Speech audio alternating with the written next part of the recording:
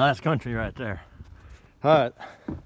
So, thought what we'd show you today is the last bit of the garden. Mariah's up there working. Right now, she does the majority of the work throughout the year. We got our first freeze coming up. Possibly tonight, but I don't think so. More likely Saturday night. But this is the last chance we have to get anything out of here. It was sort of a mixed year.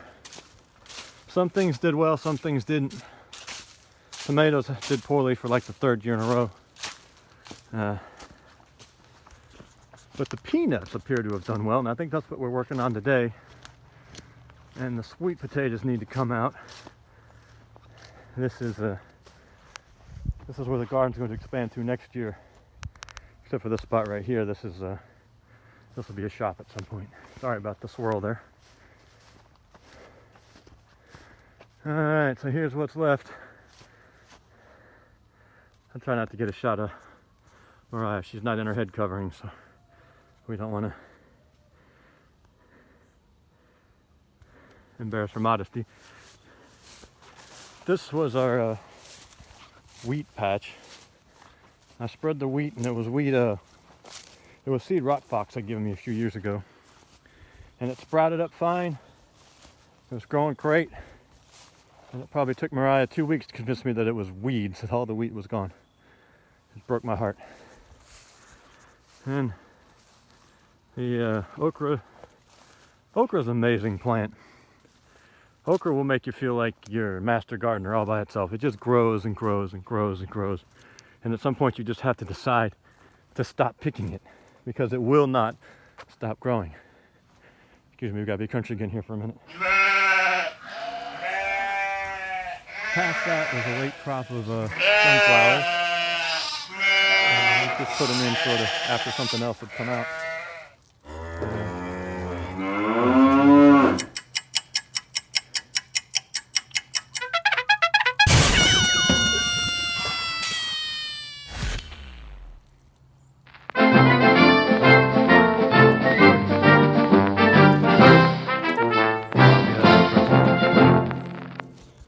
We chop off the branches that you pick, and it started growing back again from the bottom.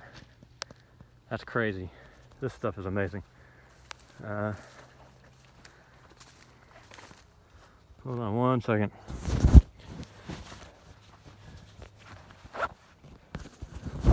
Had to redo my country. Okay, so here's the sunflowers.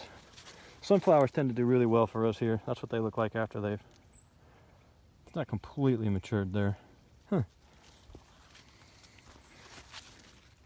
Yeah, that one, those are matured right there. You can see the sunflower seeds in there. But we might not get much out of these. But they were kind of thrown in at the last minute.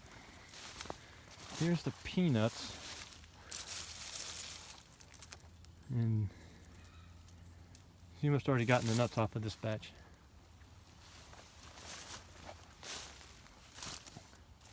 But here's... you pull them up. Now there's some. I think there's supposed to be more on there. I think I left some in there.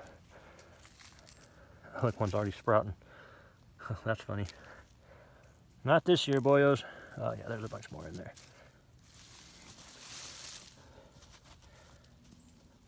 But yeah, peanuts are sort of a traditional crop for the South. And they're good for your soil. Gosh, they're already sprouting. Look at that. So, and you can get one of your all-important things you can't really get anywhere else, fats. You either gotta have animals, or it's hard to get fats except peanuts. You get peanut oil, obviously, and peanut butter. Here's some I don't know, okra, collards maybe. One of the brassicas might even be, I'm sorry, it's not okra, I apologize. Not even close to okra. Collards, broccoli, one of the two, most likely collards. The broccoli didn't do well. Those are cool weather crops. But our our staple around here is beans and peas. And the reason why they used to say something's not worth a hill of beans is because anyone can grow beans. It's almost like okra. It just grows and grows and grows and grows.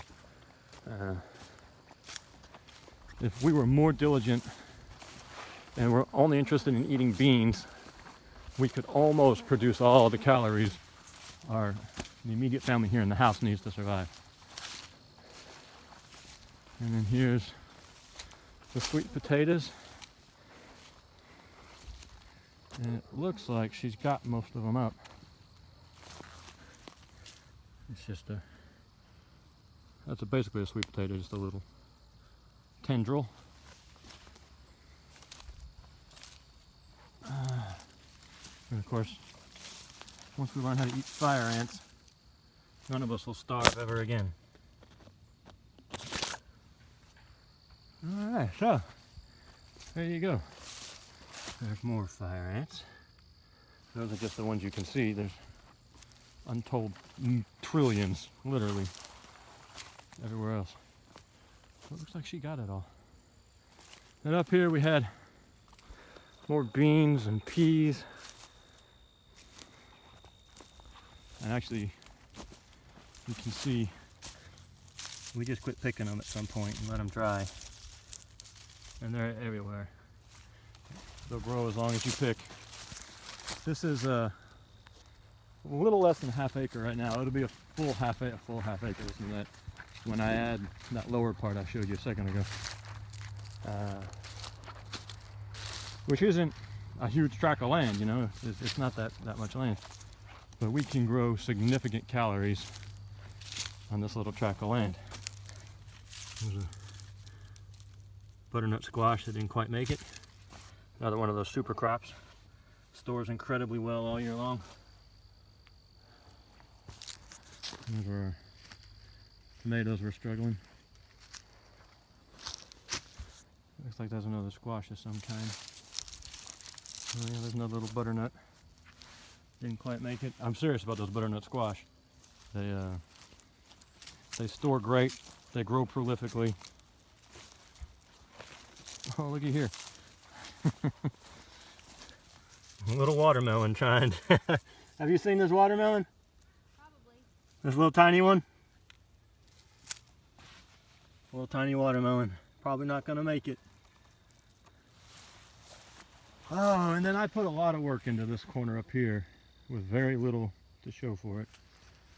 We've got a bunch of onions down in there, and we're hoping they'll overwinter and come back up in the spring, because I planted them in the spring and they didn't do nothing. Somewhere up here, I dug a deep carrot bed, trenched it, backfilled it with sawdust, old composted sawdust. Probably standing on it right now. Big rain came, washed all the carrot seeds away. Planted English peas up here. I think the same rain washed most of them away. Then we followed back in with some beans. This corner just didn't do well at all. Cherry tomatoes. The tomatoes just haven't done well for a while. We got a bug that eats them before we can get them. There's some peppers. No, those are tomatoes. That's a pepper plant, though.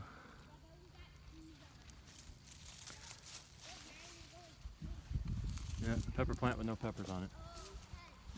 So, some things did really well, like usual. The sweet potatoes did great. Sunflowers and peanuts. I don't know how this looks to you guys with the sun in my eyes. Sunflowers and peanuts did well. And again, beans just go nuts. Beans just won't stop. And peas. I think she likes the peas a little bit better than the beans. I don't think there's any substantial difference as far as calories go or anything, but peas and beans just... we planted some corn, and the corn didn't do great. But like these beans, here it's about to freeze, and they're still going strong. Look at all this.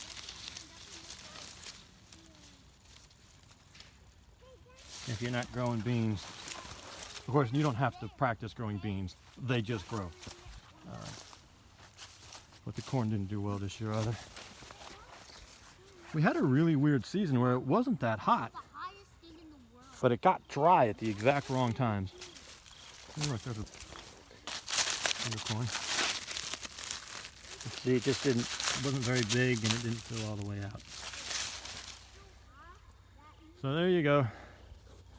That's the garden update this year. It's a mixed bag. Are there sweet potatoes in the wheelbarrow? We'll go look at the sweet potatoes real quick. And how did the rest of the peanuts do? I thought you were doing the peanuts. Oh, okay. I was busy gabbing. All right, I'll show you the sweet potatoes and then I gotta go finish the peanuts. And of course, I should have shown you the sweet potatoes while I was over here because we're right back to the brassica. Are these collards or broccoli? Collards. Collards are another one of those traditional southern things because they can almost grow year round here.